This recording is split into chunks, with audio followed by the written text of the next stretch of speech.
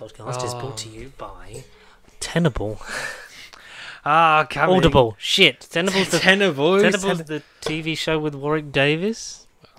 The Tennant parody of Audible. That's David Tennant audiobook. If you click in the description below, you can sign up for your first free audiobook with David Tennant in the description. If you get your own free David Tennant, please write to us at David Tennant at TennantDavid at Or us. 14th 10th 16th doctor.co.uk. Random IP address. Yes. Yes. It's definitely not 5 minutes since the last one. No. Welcome back God, to no. Nerdball Podcast episode 226. Oh my god, so fast, so furious, so quick. firmly. Quick. Oh, family. Have you seen that Vin Diesel looks like the first human born on Earth? Yeah, the Adam the AI representation AI that was bot. like a month ago when this video episode is out, but like a couple of weeks ago I was doing this. Yeah. Vin Diesel is the closest thing to Jesus himself. No, Adam. the Or first human. Adam, sorry. Adam Diesel. Adam Diesel. And Eve Diesel. Well, for a man whose name is Fuel, the fact that he has films with cars. Well, I mean, it was fate. Some might say it was family. Call was it fate.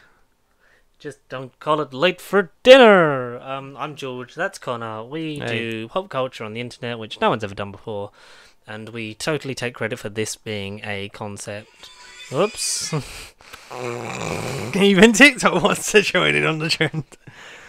It does. Want to join in? Yes.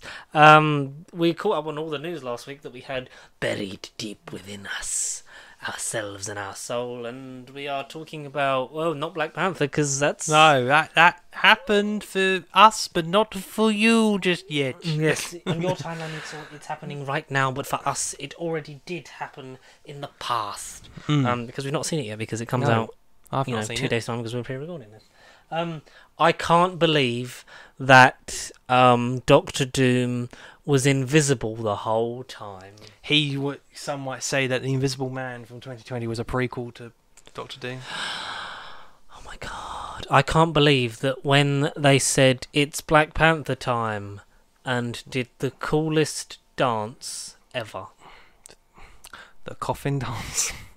Tribute to the coffin dance. That's not staying in. A coffin dance. I can't believe that they lied to us the whole time and Kevin Feige wasn't a robot. I can't believe... As you can tell, still not seen it. Excited. You're excited for Black Panther 2, Oh, right? stoked. No, I actually really am. No, we're not in Stoke. Stoked. No, I'm looking forward to Black Panther. It's No. got its own river, Stoke-on-Trent. No, I'm looking forward to getting out of Phase 4. I'm not going to lie, but... What, like you want it to be over? Phase Question 4? mark? Not the whole Parenth- MCU. No, like you want Phase 4 to Yeah. be over? Question mark? Parentheses. Well, I think 50% of the fan base does. I wanted to get to Quantumania. Just to kick off the saga. But do you not feel like every Phase 4 film has just been like, oh, well, the next one will be good. Oh, well, the next one will be good. That's Fuck what I'm that saying, one, I but want the we'll next get one. to Quantumania and be like, oh shit, this one was great. And it has consequences and has things that will go over They are simple all comedian great. Paul Rudd's head, but then it will come into play in the Kang Dynasty. Nothing will go over my head. I'm too fast. I would catch it. I think that every film in Phase 4 is good. Definitely watchable. There is still a baseline level of quality of filmmaking within the MCU. The visual effects artists are probably like, it Overworked needed- to death. Yeah, they probably liked it when it was Phase 1 and it was one Yes. film every like 2 years. But like I've not disliked. Like No, I I think wouldn't say I've Black disliked Widow was the flattest and the most average. Not the return we waited for. No, but when we got that return was down to WandaVision, so we were already sustained by this is the first Marvel thing we're all watching fresh together. Let's go and do And this was so different to anything that came before it. 100%. So, I would argue that what would I argue? Like they have all been good. It's just what can you do? Because I think this was on Big Damn Cast a few weeks. If I don't know, their format now is different because they stopped being weekly and now they're like monthly. Excuse me. And they're saying like, how do you top Endgame? Like a once in a lifetime party? You don't. Well, no. You do something like it eventually, but for now, before we knew the outlying of Phase 4 and the multiverse saga, before we knew what it was, like they have been more experimental, arguably. Oh, definitely. And they have done more stuff that has been different, more like the genre thing of filmmaking. It's not just like a action film entrapped with the entrappings of a rom-com or with entrappings of a horror. It's like Doctor Strange was definitely more of a horror film, Multiverse of Madness. Like, you had, the Celestials was big, powerful, and, made you think. Yeah. Spider-Man No Way Home was the start of this, well, we should have nostalgia and appreciation and cameos in all of them, but it shouldn't, because I think it worked at the time for... No Way Home was the origin story of this Peter Parker coming full circle and being completed and being like a... Which before and even... Here's how, sorry. Yeah, no. I was literally just going to... Before we even got to Phase 4 and how can we top Endgame, the conversation was... We had Spider-Man, but he's a kid, but he's not really the friendly neighbourhood Spider-Man. But like you just said, that film was sort of, arguably maybe the peak of Phase 4. But it was the origin of his trilogy that will only continue over time. Hope. And, it was a perfect culmination of, like, celebrating nostalgia, like, having an excuse to do this and having a story reason to do it, to propel it forward, but also so it can work within the multiverse saga itself and the fact that Sony are going to want to do their own version of it to make money. Of course. And I like that on the face of it, having... When you go into Multiverse of Madness now, that like the cameos are as little as they are, and it just feels like, this is just one hair's breadth of the universes that we will collide through in the next 3-4 years. Yeah, definitely. So I enjoyed that 100%. I mean, with the standard, because obviously it's like, you believe the hype and like everyone's going to be in it and it's Deadpool and stuff like that. But, those films that will have those characters in will come. It's just every film doesn't have to be major cameo, major surprise, return for the multiverse. It's just the only thing that I think pissed everyone off, like me included to some extent with Multiverse of Madness, is just because of the name and the concept and the possibilities with more any other film that we've had in Phase 4. Yeah, but I think when you look at the fact that this was meant to precede Spider-Man and start this multiverse saga journey, and it essentially it is the it is the linchpin that the multiverse saga will have, like, it's the prism that the light will shine through in order for this all to make sense, and this is the starting point. This is ground zero for that momentous event. Like it was the start of it. Like it was teased throughout Loki, and then like started to crack through in Spider-Man No Way Home, and then Multiverse of Madness blows the doors wide open, and this is a thing, like this is a possibility, but it doesn't have to be cameo after gratuitous cameo and things. What I learned is though, there's a reason Patrick Stewart was in Multiverse of Madness, and I figured it out. Not figured it out, but like from what I've read. So the Fox contracts were still on when they were shooting the film. They are still on until next year. Oh. So in the wake of First Class, when they'd announced that Days of Future Past was coming, after you'd had Wolverine and stuff, they signed, because you had that cast photo shoot, you had like the Fantastic Four, the new ones, you had like Channing Tatum, fucking Gambit and all that. R.I.P. They were all signed up for 10 years. Okay, 10 years. So any time, but that still exists, because even though they own it until 2023 and the deadline passes, any time making a Fox... When abouts in 2023? Is it beginning, is it right at the end or middle? I think it's middle to end kind of thing. Okay. Because it would have been probably just before San Diego. Before that famous SDCC in 2013. So, and... what was it? Yeah, so they were to keep them tied in. It's like, you're under contract for 10 years, so like anytime this character appears, it's going to be you, which is like gives stability and job security to the actor. It gives the franchise a thing of like they're going to be in it regardless, and but also like can tie you into it. So like the only way you can get out of it is buying yourself out of it or negotiating with a studio and like getting out of it yourself, kind of thing. So double-edged sword, but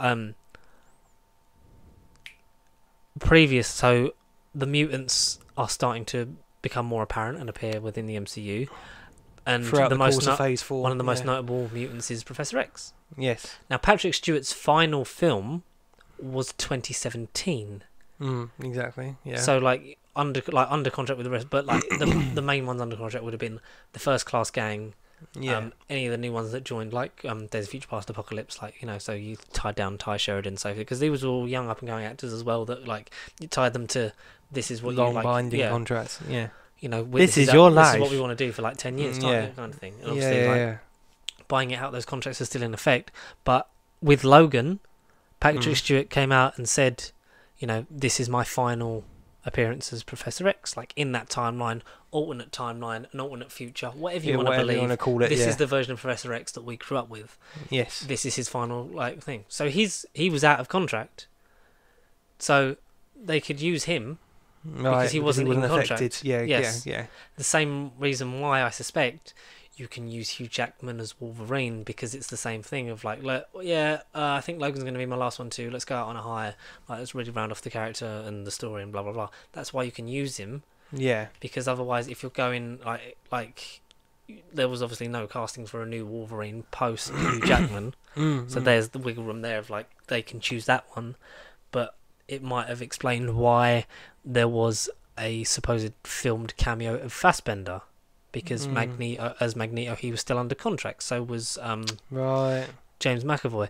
It's quite It's quite also a double-edged sword in the way that it's horrible that you know, the actors that are really good, that I really like, very good. Yeah. You know, they're waiting for that contract to dwindle out, so then they don't have to use them. Yeah. Because also in the terms of that, as then once the contract runs out, then you don't have to use the actors that you didn't want in those roles, kind of thing. Right, if you get what I mean.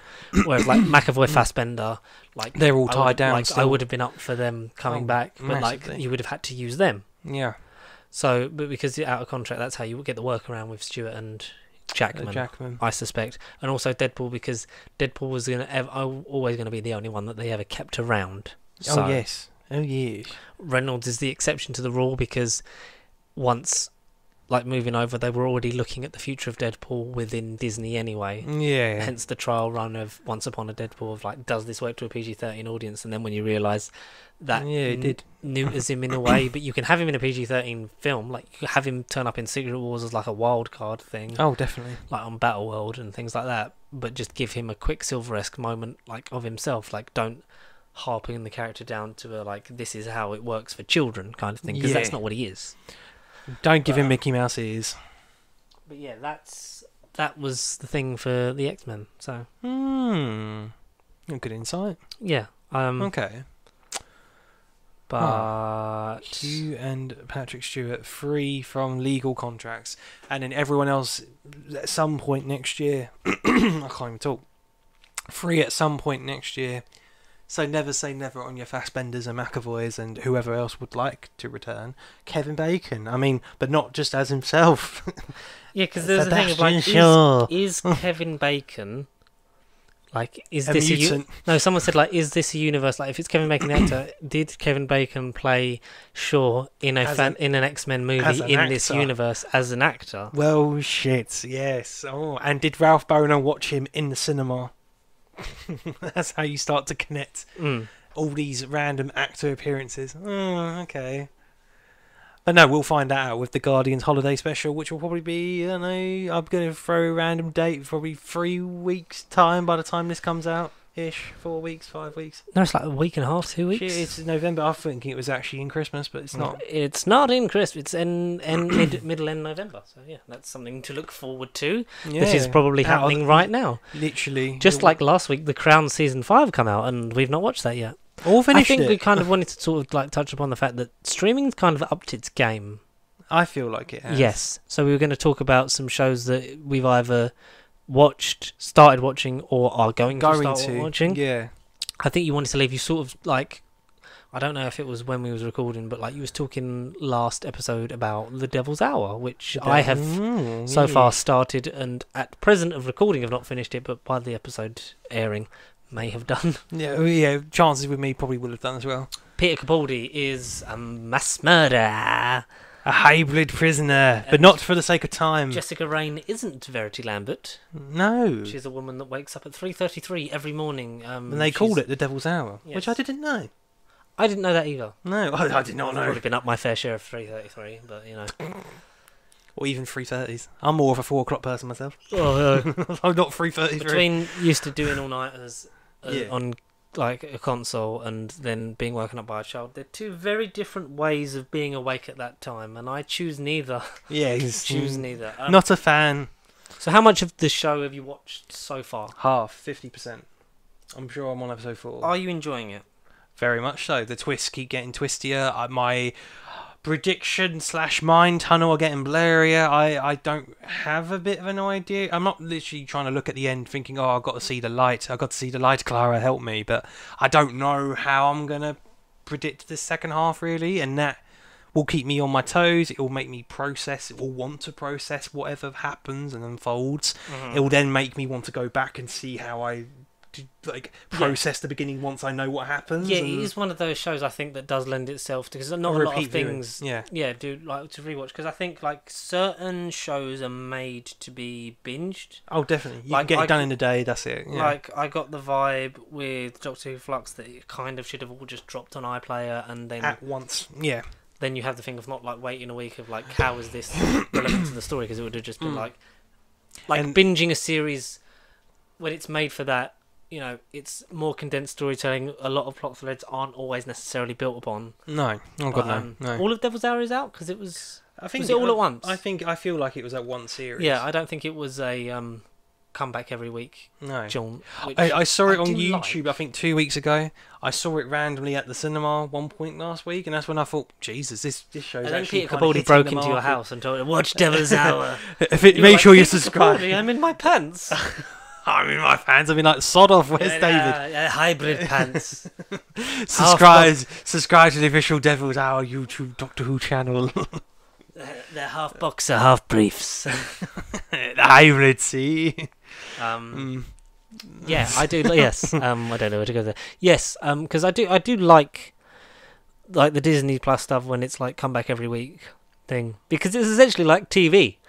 It's like what TV used to be. As we knew it, yeah. And now with the lower tiers of both Disney Plus and Netflix coming out, there'll be adverts. And there's, Freevee, which is the Amazon Prime one. Amazon Prime where you can watch stuff for free but with adverts. Yeah, like the example I have is Hell's Kitchen, which Connor does watch. Like, he's one of them who binges like loads of stuff like that. So he's doing that, and he said the adverts for that aren't that bad.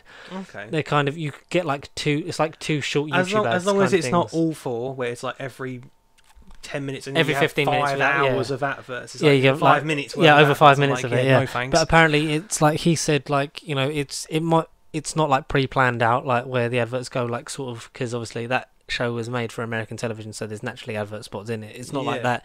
It's just like every sort of once, maybe twice, if it's like a longer episode or a film, like you get like 30 seconds to a minute's worth of ads, and then like you get like one or two, and then like short YouTube ads, and then go back into it. Okay. So sometimes a little bit like midway through a sentence or anything, but like it doesn't really affect your viewing of it.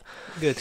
Which will be a bit different to the lower tier of Disney Plus, which will have 4 minutes of adverts every hour of viewing. 4 minutes an hour. That's still a lot of minutes where you're not getting adverts.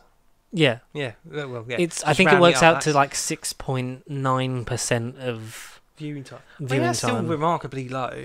Yeah, I don't know what the Netflix one is, because that's coming because that's the standard cheap one. A lot of people say like, oh, like I don't want it with 17.4. But obviously, like the whole thing is, well, you don't have to have it with ads. Yeah, no, that's your choice. It's just there for, it's a lower version, and it comes with a thing of that's how they make money off of it. Like, they're putting ads on it, they're getting more money for that, and it's obviously with the reduced fee. The same for Disney Plus. Yeah.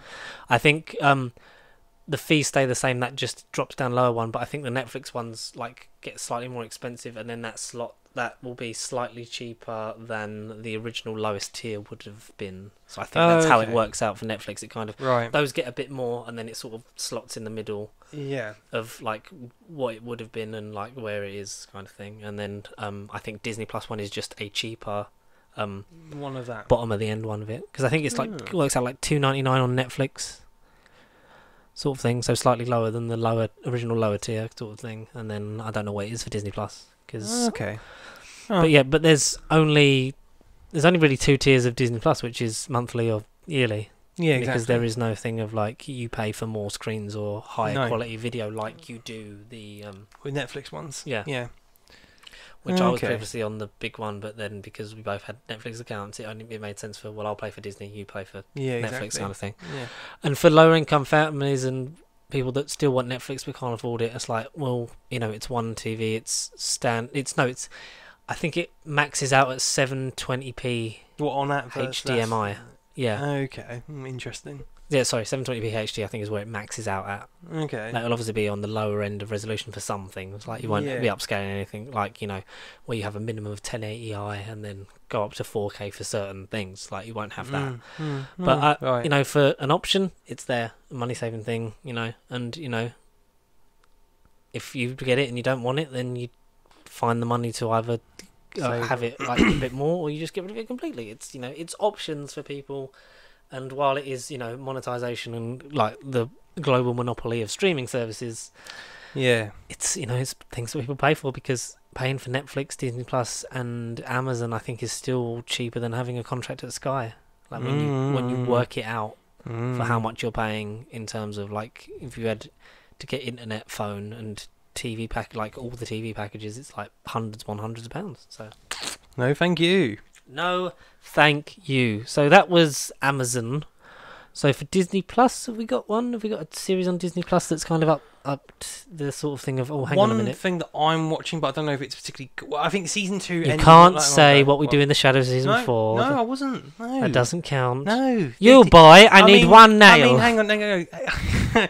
Ow, that's too many. One. But it's something that you do commit in Shadows. Mhm. And I'm talking about murders. You don't exactly want to be loud and like praising murders around, don't you? And when you murder people, you only murder in the building. I have not yet watched that. Which is about a podcast. It's fucking I can't think none of the fucking people. Selena Gomez and two old timers doing a podcast about murders in a flat. Selena Gomez, Martin Short, and There you Steve go. Martin. Yeah, Steve Martin. I was going to say like Bill Nighy or Bill Martin. Nighy, the science guy. Martin something, but yeah, Fucking Martin Brundle. Martin Sheen. Oh, but Martin Sheen would be good. but only murders in the building. Because season 2 is out. I and think season it 3 is finished. coming. Season Was 3, that I think weekly? Did you know? it was weekly. But I'm on episode 8 of series 1 at the minute anyway. It's all one I've been watching slowly. I like the mystery. Yeah, I've liked the look of all that and the adverts, and it kind of seemed a bit sort of like, oh, what's this kind of thing? But with the, you know, the fast turnaround of season 2, arguably, when like it's sort of like season 1 came out and then within about 18 months you had season 2 kind of thing. So Especially within the last pandemic episode restrictions. was October 19th, 2021, and then series 1 was June 28th, 2022. So that's Yeah. that is a quick turnaround. That is a very quick turnaround on the second season of a show with such arguably big stars to Yeah, just be very. a streaming original show. And it's one of those things that everything I've heard about is positive. All the looks Yes. I've had at it have been great, and I want to see more of it. I want to nothing sit down and nothing watch to complain. Yeah, it is a good show. It's a good it. show. So what's the baseline of this show if you had to explain it to people that haven't watched it before? So, okay, I'm going to kind of read a bit of a synopsis, but essentially a suspicious death happens in an Upper West Side apartment building. 3 neighbours, Selena Gomez, Martin Short and Steve Martin. Did I say? I said Steve Martin twice, I know. Steve Martin, Martin Short and Selena Gomez basically just investigate a random ordinary death. I mean, you know, Because they're enthusiasts about like killers and stuff, aren't they? Martin Short's character, Martin Sheen is also here. Steve Martin was a retired actor, Brazos, so he's known as Detective Brazos in the flat, and because of that, Martin Short was an ambitious but financially struggling Broadway director, is a fan of Detective Brazos and Steve Martin's work. Steve Martin is just a nice Charles Hayden, to quote his name, Charles Hayden, savage old man who just wants to be left alone and enjoy his retirement funds in private. And like, you know, Martin Short's ambitious Broadway director is just trying to get back into showbiz and, you know, try to find the next big thing to sort of get his career back on track. And they meet a young artist who starts off as a bit of a mysterious It's Enigma. Enigma. It sort of did begin in the first couple of episodes. Oh, they've two old men sort of fancying and perving over a young girl in the form of Selena Gomez. But then... Was this made by Harvey Weinstein? No, but that's a film that's coming out soon. I still can't believe that. That's actually coming out, yeah. No, it's like the story behind that whole scandal. I can't think what that's called, and there's a bunch of women actors in it, and they all speak up. And I hope they've all been paid generously, and the victims that they're representing are compensated fairly, and that Harvey Weinstein sees none of this. None of it. None at all. So it plays it one way, like it's going to be a thing of like, like these old men are like, hanging out with this young girl a lot, but then it's like they just become, because the dynamic between the three of them, I think, has been the draw for a lot of people. Oh, very. Like Selena's character does start off a bit simple, but then you sort of learn, without getting into the plot, you sort of learn how she does sort of tie into not just like the victims' lives, but also their lives and stuff. And that's how you get the dynamic between the three, and she is kind of a key to the mystery, but then as it goes on, it doesn't turn into like episode of the week where it's like, oh, so in this one they're investigating this murder. Oh, look, someone died while eating a Subway sandwich. Oh, let's investigate that one. Oh, look, someone fell down the stairs. Let's all laugh at him. It is all interconnected in one big story, but it's essentially, this happens, and they title each episode after the podcast. So say it's episode 6, there might be a gap between 5 and 6, but then if there's a cliffhanger episode, like I'm just kind of making the numbers up, but say episode 7 ended on a cliffhanger, episode 8 would begin where 7 ended off, but then like 5 minutes later a time jump would have happened, and then you would have had episode 8 with a separate podcast episode and whatever. Okay. But yeah, essentially they do come together and they form a podcast about murders in their flats and buildings, and then just from there it all kind of escalates, and there's a bit of a wider thread going on than initially suspected, and it's quite clever, and it does make you think. It's not just a ha-ha laughy comedy, like, it does actually make you think about stuff, and it covers some real topics, so it's good. If one for the older viewer, I think you would appreciate a bit more as to, there's a bunch of old people perving over a young girl to begin with. So I'd recommend Only Murders in the Building. It's good. That is very good. We got a Netflix one. Netflix flavour. What have I watched on Netflix? What series is on Netflix right now? Content. At last. I suppose because of the recent news of Henry Cavill saying no more to The Witcher. I suppose it's sort of it will be a bit of a weird one, but I suppose it's time to kind of maybe give The Witcher another go. Yeah, I'm definitely going to have to finish season 2 and look forward to season 3, because that's going to be the last one with him, and then that's coming out. Because season 4 is when the changes happened. I thought it was for this coming season. No, because they'd already filmed it. That's coming out, 3. And then we'll have season 4 with Liam Hemsworth. But then obviously the one that came out last week is The Crown season 5. Which I haven't watched, and I'm still 3 seasons behind. You're still 3 seasons behind. I won't spoil it for you, but the Queen dies in the end. No way. Season 8 confirmed. Season 6, 7 confirmed? 6. So it was originally envisioned by Peter Morgan, who is a fantastic sort of historian. Yeah, definitely historian. In terms of like how he previously wrote the Helen Mirren film The Queen in 2003. I was going to call that The Crown, but The Queen. Sort of took this on as a sort of originally to celebrate like 60 years of the Queen's reign. Wanted to do a season, like 6 seasons, like each season representing like sort of like a decade of her life. I think the numbers have gone more skew-iffy as time's gone on, because obviously it was then cut down to 5. And then when they were making season 5, they were given the 6, so they could do the 6-season plan again, which he was glad of, which gave like some of the stuff they had to cover, like Room to Breathe, because obviously at the moment the season that's just come out is the 90s going into the 2000s. Right. Because it's going to be like the scandal and the breakdown with Diana, and then of her eventual death, murder, and sort of how the monarchy then enters the 21st century, which is going to be, we're on our 3rd and final cast change. Yeah. With Imelda Staunton and Jonathan Pryce now portraying the roles of Her Majesty Queen Elizabeth II and Prince Philip, the Duke of Edinburgh. Dominic West, I think, was the weirdest choice because he's playing Prince Charles before he was king, so it's fine to call him that. Because it was the 90s. Like, he doesn't look anything like I would have. Like, he seems too well built to be Charles. And there was an interview that went around today. I think it was on TikTok where it was like, when I first heard about it, I was kind of like, no, you got the wrong guy. Like, I don't like this. I feel like this part should go to someone else, especially after I don't remember what his name was, but the actor that portrayed him in season 3 and 4 was fabulous and obviously looked very much the part. Tobias Menzies? No, that was Philip. Whoever portrayed got the wrong name. Charles in the previous seasons. But he apparently, like Peter said to him, like, you know whether you can play him or not. Like, I'll leave it completely up to you. And by all accounts, from early reviews, is very good. Elizabeth Debicki, I think, was perfect casting for older Diana. Because I think, is it Emma Corrin plays her in season 4? She's introduced because that's about the meeting and like the marriage and the start of the breakdown of that. And then Emma Corrin, you're right, Emma Corrin. Because she's in My Policeman and she's very good in that. And Elizabeth Debicki is such a great pick for an older Diana. She just has that look, that elegance, and that sort of that whole like aura about her. And I'm sad that obviously we're only going to get her in one season because that's how like Diana's life turned out. Like we're only going to get her up to a certain point. Yes. But I'm really looking forward to seeing how she does it because I think she is a almost inch perfect casting of Diana.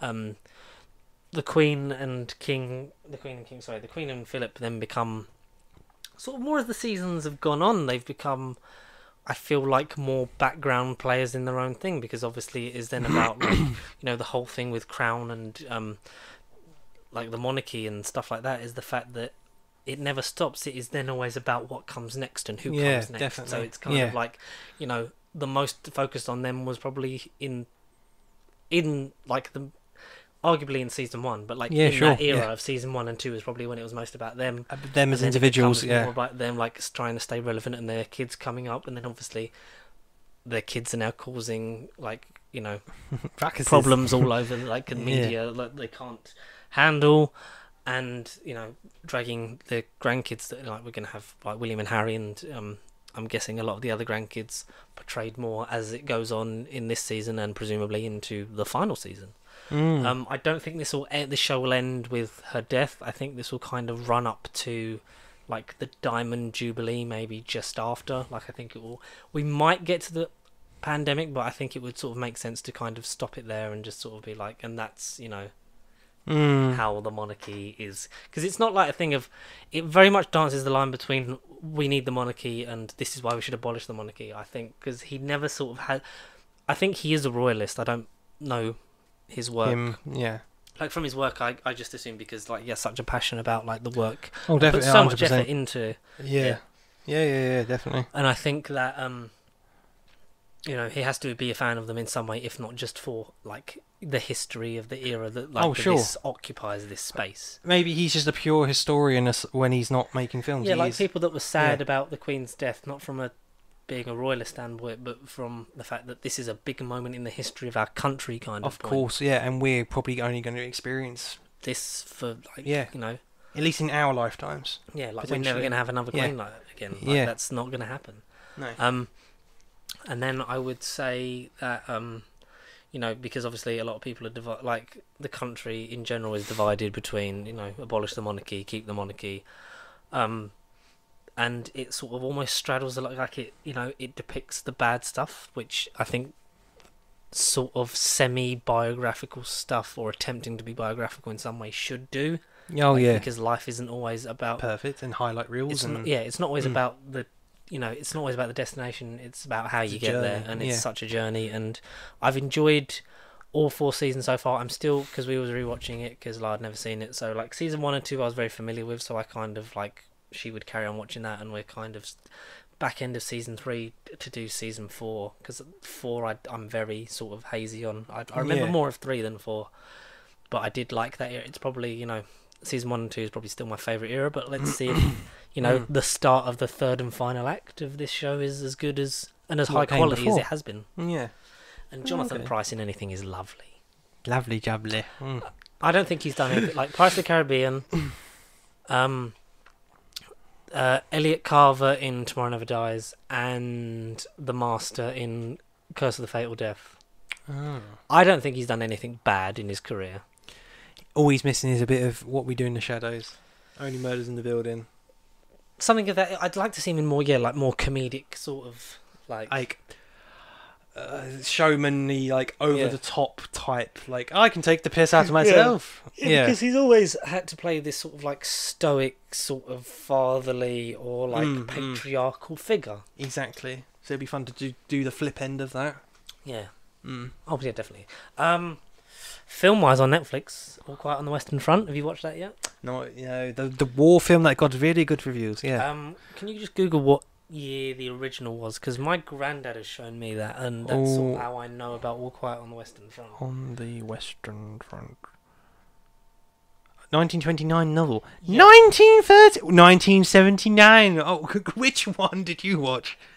There's two films. Yeah, so I think if I'm not mistaken, it's like there's a book of it as well or something like that. Yeah, like, 1929 book. Fucking hell. Yeah, so I think I have. It's nearly 100 years old. I might have studied that in school at GCSE. I don't remember, but I've definitely seen like one of the original films. I think it might have been the 1931 because I think my granddad's big on history and has a lot of films of more of his era that he remembers because he is older than me because that's how lineage works. It is the first Best Picture winner based on a novel. It's either I think it's that one. It might be the 79 one, but I am not 100%. But there is previous versions of it because when I spoke about it. Sorry, it had a sequel called The Road Back. Oh, randomly. That's quite cool. But the new version is from the Germans' point of view. Because I just read it's a German drama film. It's a German. Yeah, what the new one? Edward Berger. Yeah, because obviously it talks. It's about the Western Front in Belgium during World War One. Is that what it is? Set in the closing years of World War One. It follows the life of German soldier Paul Baumer. So it's a German. It's in German as well, but it's got the option, like with Squid Game, it's got the English dub, but obviously it's going to be. I think Did you watch it German or dubbed or sub? Watched it in English and it was a bit distracting. Did the lip sync? Yeah, that's the only thing. Because with us, that didn't work for us for Squid Game, so we watched Squid Game in Korean with the English subtitles. Yeah. Because we have subtitles on for everything anyway, because you miss a lot when subtitles isn't on. Exactly. As I'm getting older, and as my mum getting older, being deaf in one ear, you miss shit. Talking to my nan, she's like, why is the volume so soft? I'm like, Nan, you wouldn't have this issue if you have the words on the screen. But then the only thing that annoys them, going on a brief tangent round about subtitles, is closed captions. Door creaking, footsteps, door slam. You don't need directions. You don't need that. Yeah, you don't. That's what puts people off of subtitles. I mean, it don't bother me personally, but I can totally understand where it's like, door creaking. Thunder, lightning. It's like, you don't need boxes, captions on screen. Subtitles are fine. You don't need she yawned, car door opens. You know what I mean? You don't need door honks, slams. Cries silently. Sighs. Random turgid. Yeah, carry on. But no, it's definitely good. It's very powerful. It's it's quite sad as All Quiet on the Western Front because it's about a fucking brutal war. And I think it's very well done. I don't know the director or the cinematography, but it looked great. And obviously, it's a Netflix film, so it's got money behind it. So it definitely the money it's given it uses well, right? In terms of its production values, and it's good. It's not I wouldn't say it's top end. It's not breaking the three, the Trinity at the top. So would you say it's on your top 10? Is it? I think it's 10, 11-ish. I think, obviously it's a powerful, well-made film, but there's other films that I've enjoyed more than that so far, in terms of just having fun with it. And there's also films that I expect to go on there and up and up and up. Right, okay, fair enough. Because obviously we talked a few months ago about how streaming films are kind of taking it, because I could watch streaming films more easily because having a child and not having the time to Your go to the cinema current circumstance, yeah. at thy moment, Yeah. as much as my good friend to my right does, which is a shame because I love it. Hopefully we can see Glass Onion. Oh, definitely. Yes, and Definitely. yeah, so stuff like The Samaritan I thought was good, if not a bit predictable in places. That's how I finally got to see like Moonfall and like other, like I said previously, like other films that came Cinema out at the films beginning of the early year. in the year, yeah, early in the year. I'm still waiting for like Uncharted to come on something where I don't have to pay for it, so I can Exactly. just watch the Don't Mark blame you. Wahlbergness and not Yeah. have to give him any money. Yeah. What else? Dog was, I think, really good and I think surprising because I think people obviously, like a lot of filmmakers, will still like sort of be quite, you know, like turn their nose up at like streaming, like films on streaming, and you know, I the think cinema experience. I think the cinema experience is Yeah. important, but is not essential to how you view media at this moment in time. And I think No. a lot of them, if you know, just seek out like a couple of films that came out this year or in the last couple of years that are like Amazon Originals, Netflix films, or like a Disney Plus, like Fox Searchlight film kind of thing. Like seek out some of those because they are of high quality. Like, you know, it's not just a thing of, it's not just straight to DVD in the modern age Tier, anymore. yeah, It yeah, isn't. no, Some no, of it God, is. no. I would argue that I'm there's no shame in saying it because I think everyone still knows that Ice Age Adventures of Buck Wild is still firmly at the bottom of my list. Yeah. That Yeah. that is the first one in a long time that's felt like straight to DVD quality in terms of a streaming film.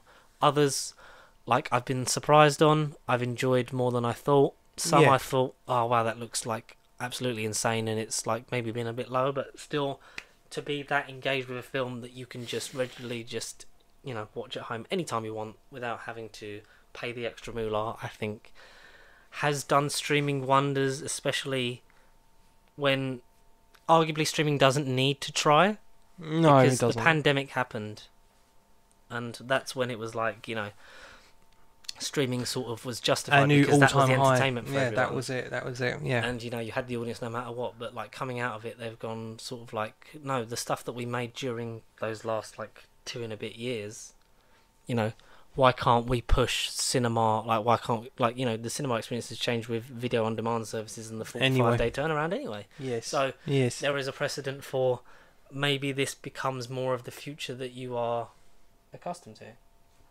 But we can only know that for certain in the future. Okay. But no, I'll definitely watch All Quiet on the Western Front. Yes. Any version. Watch that. My Policeman I really enjoyed. The Harry Styles one. That's, yeah, it's good. It's maybe a bit slow and in places it might seem like there is less in terms of the overall, like, you know, it might seem like it's padded a bit, but like I think the overall story is intriguing. Okay. It's quite good. What else have I watched? I'm gonna watch See How They Run because that release has now come on. That's how I watched Death on the Nile. Death on the Nile I watched on Disney Plus. On Disney Plus, sorry, yes. So did Mummy on the Orient Express and then watched Death on the Nile and enjoyed that, and that's how I can, you know, get in my film fix this year from majority of streaming. Yeah. You know, with the odd cinema trip. Let's talk about Glass Onion for a bit, like as we're sort of like in the Our roundup, lower like in the end sort of game of this is because that's a streaming film, It is a streaming film. but it's also getting a Limited 1 week theatrical release. Yeah. Do you see that as a potential future for the sort of, I don't want to say like the more more like blockbustery? Like, 'Cause yeah, that's- like the bigger the big Netflix films, or the bigger the big. But potentially, it might be a middle ground. It could be. This could be a testing thing if the film does well. Everywhere. That's how you have an excuse of actually making money out of it and not just relying on the app.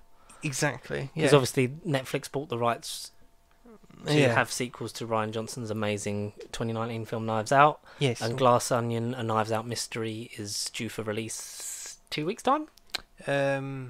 Yeah, I'm thinking by next week when this comes out, it would be probably like 6 It's like a days week after till- that. Yeah. Like a week's It's- time from you It's listening to it. Doctor Who Day for us, and then it's on till the 29th or the 30th of November, so it is like a 7-day theatrical run, and then it's coming out, I believe, I want to say Christmas Eve or December 23rd.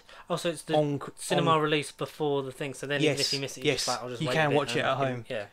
Yeah, because before That's maybe the incentive. Because then. before the cinema news dropped, it was kind of like, oh, cool, at least I've got Christmas sorted. I know I'm off X amount of time from work, and I know I can get home Christmas Eve and whack that on. But then when the cinema stuff dropped, it was like, oh, shit, I'm doing that instead.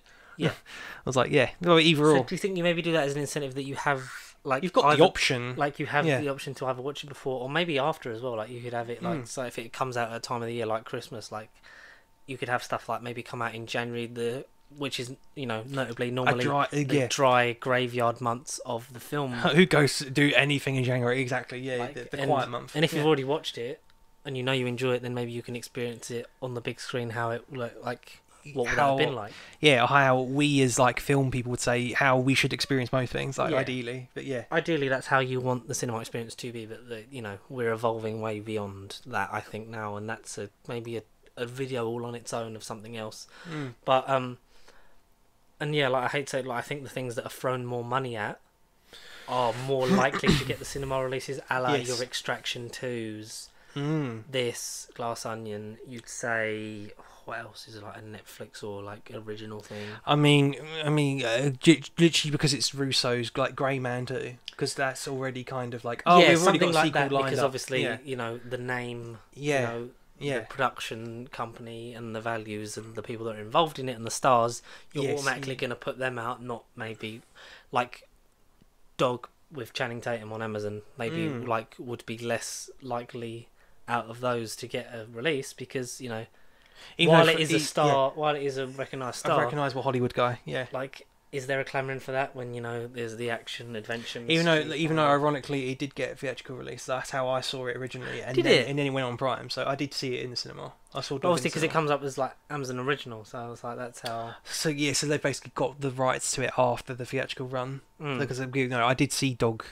earlier in the year before Doctor Strange. It was like May time. It was one of the many films that did come out, and then like Unbearable Weight of Massive Talent. Is that an Amazon original now, or is that just on Prime? What is Unbearable Weight of Nicolas Cage? No, that just says available on Prime. It doesn't say Okay. So some films like these companies are buying out, and then they will stream like forever and ever. But no, I did see Dog in the cinema, like for a short run, but it was worth a trip. Yeah. Maybe so that'll be a thing. Like blockbusters can get a very, very early theatrical limited run for those that are like keen to see it on the bigger screen, or those that just will support that particular property outright. But then you have got the option, if you've got a friend that missed it, you could be like, hey, you can watch it at home, or pop along and see it. If it's out in dry January, you'd be like, hey, it's out now, go and see it. Yeah. It's just options. And I think that's the thing that will matter going forward. 100%, and obviously there's still more things to come out. Like, you know, we're probably like a lot of those things just pop up by surprise. Like Samaritan was an Amazon original film, right? And that might not necessarily have done that well at the cinema, but would have probably been pushed because, you know, Sylvester Stallone, a superhero film, capitalised on that. But you know, it did it in its own way, kind of thing. Like, it takes risks while not taking risks. Some of the things they make, like, you know, it's either stuff that you can watch from the ease of your own home that's like the stuff that you like, or it's like, you know, you're stuck at home, or not stuck at home, like you don't have the time or the money because it's a cost of living crisis. Yes. But, you know, we're going to make everyone else pay for it and not the rich people that should be. And, you know, it's something different. It's a different, like, I would have never gone, like, it's the same as when I say about us having Cineworld Unlimited cards. It's like, you look at films and just go, like, I'll go to that because technically if I'm going to 2 films, like, I'm getting my money's worth anyway. A month, so it's not like I'm paying for the ticket. I'm just going in to see it. So it's more of that flavour of, like, trying like all these different kind of things, and then maybe thinking, oh, I kind of like that style of filmmaking or this style of TV show and things like that. And I think for a lot of the drivel that streaming services can pump out, definitely can, and the quality is on the up in general. So that's the main thing to sort of take away from this one.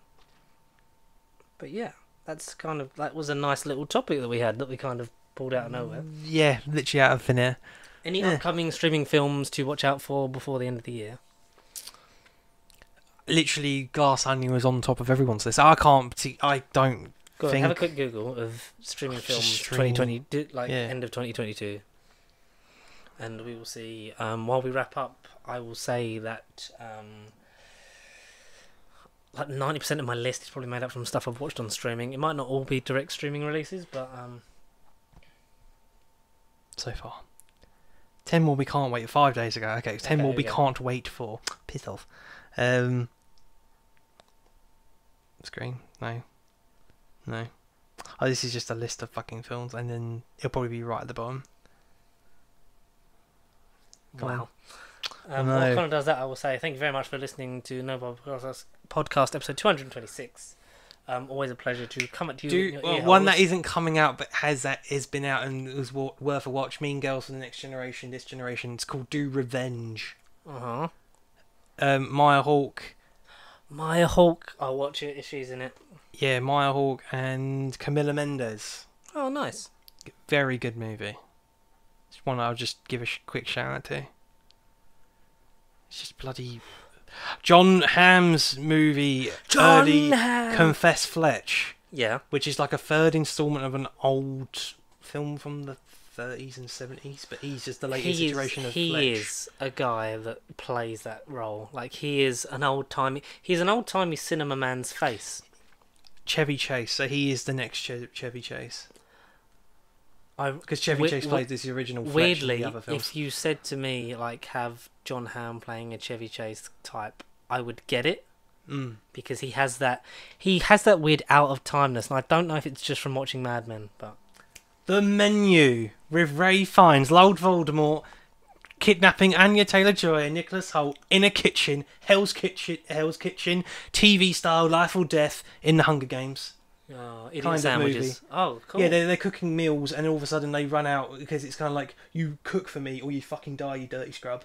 He turns on into full Gordon Ramsay, and then you see them run away, 45-second head start, and then they get killed like Hunger Games. They're trapped in like a field somewhere. That sounds It's cool. a very weird one. Black comedy horror. It just looks great. Is that any more? Any more while we say... Bones and All. Timothy Chalamet. Shalamala Bing Bong.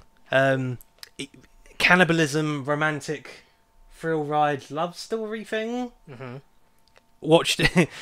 The plot heavily revolves around cannibalism. If you're into that kind of thing, watch it. It just says caution. Watch it at your own discretion.